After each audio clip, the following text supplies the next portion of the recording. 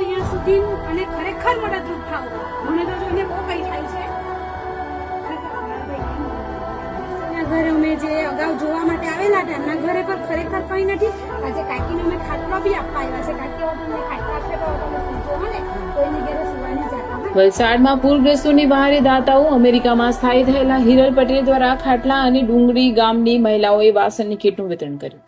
વલસાડ જિલ્લામાં આવેલા વિનાશકપુરમાં અનેક લોકોના ઘરો તણાઈ ગયા હતા અને ભારે તારાજી સર્જાઈ હતી. આ કપરા સમયે પૂરગ્રસ્તોને મદદરૂપ થવા અનેક સેવાભાવી લોકો આગળ આવી રહ્યા છે. ત્યારે અમેરિકામાં સ્થાયી થયેલા હિરલબેન રાહુલભાઈ પટેલ દ્વારા પૂર પીડિતો માટે અનોખી માનવતાનું ઉદાહરણ પૂરું પાડવામાં આવ્યું છે. હિરલબેનના પરિવાર ખાસ વલસાડ આવ્યા હતા અને અસરગ્રસ્ત પરિવારો માટે 30 થી 40 જેટલા પલંગની સહાય અર્પણ કરી હતી. આ સેવા યજ્ઞમાં ડુંગરી ગામના જાણીતા સમાજ સેવિકા શીતલબેન પટેલ પણ જોડાયા હતા.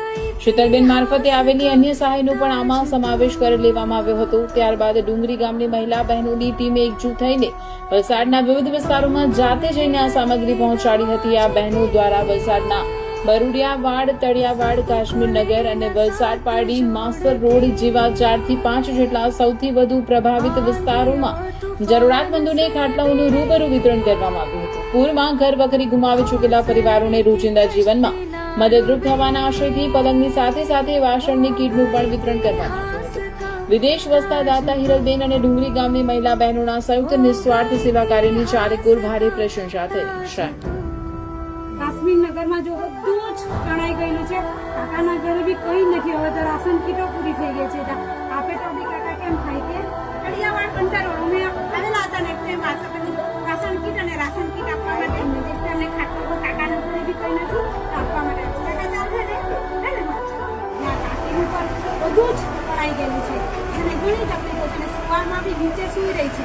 અમે જોયા એવા છે ઘરમાં ઘણી તકલીફો છે. અમને પર આપણે એક ખાટલો આપીએ છીએ. હિરલબેને મોકલાવ્યા છે ને એમના મમ્મી પર આપણા સાથે આવ્યા છે. કાકી અમે વિડીયો તમારો જોયો હતો તો ખરેખર આજે અમે તમને બધું જ આપવાના છે. વાસણની કીટ બી આપી છે, ખાટલો બી આપ્યા છે અને રાશન બી આપવાના છે. બરોબર? તમારો વિડીયો અમે જોયો હતો કુનાલભાઈ મોકલેલો હતો બરોબર ને?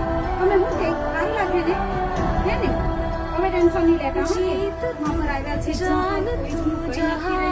કાકીને ખાટલા બી આપવા માટે આવ્યા છે, વાસણની કીટ બી આપીએ છે. ઘણી બધી તકલીફો પડી છે.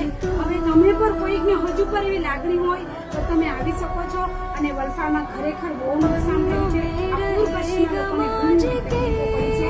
હજુ બી કંઈ તમને જરૂર હોય ને કંઈ હોય તમને પૂરી થાય તો તમે આ પ્રશ્ન પણ માટે જરૂર મને બરોબર. એટલે આપણે એવું વિચારીએ કે બધા એવું કહે છે કે બધાને ઘરે આ છે નથી છે નથી પણ તમે બીજા કસ્ટમ જેથી લોકોને તકલીફો ઓછી પડે.